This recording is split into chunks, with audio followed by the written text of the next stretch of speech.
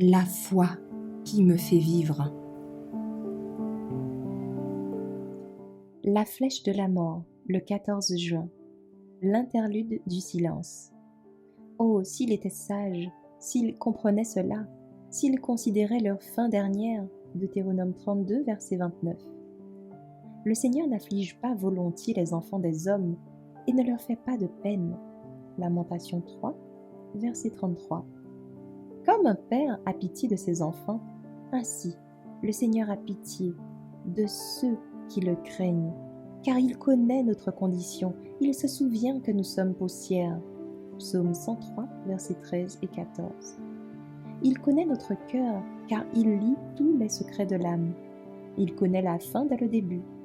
Beaucoup seront endormis avant que l'épreuve du feu, du temps de la détresse ne vienne sur notre monde.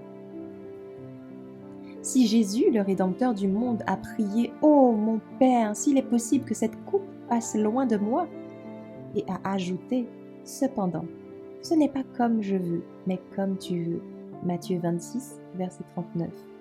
Combien il est approprié pour des mortels finis de faire le même abandon à la sagesse et à la volonté de Dieu.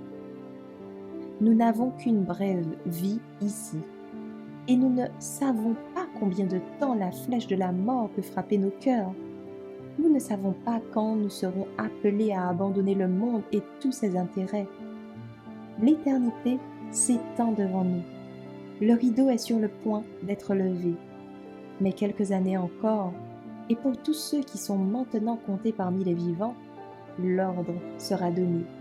Celui qui est juste, qu'il soit encore juste. Celui qui est injuste, qu'il soit encore injuste. Et celui qui est saint, qu'il soit encore saint. Apocalypse 22, verset 11. Sommes-nous préparés? Avons-nous fait connaissance avec Dieu, le gouverneur du ciel, le législateur, et avec Jésus-Christ qu'il a envoyé dans le monde comme son représentant? Quand l'œuvre de notre vie sera terminée, pourrons-nous dire, comme le Christ notre exemple, « Je t'ai glorifié sur la terre, j'ai achevé l'œuvre que tu m'as donnée à faire, j'ai manifesté ton nom » Jean 17, versets 4 à 6. Les anges de Dieu cherchent à nous attirer de nous-mêmes et des choses terrestres, qu'ils ne travaillent pas en vain.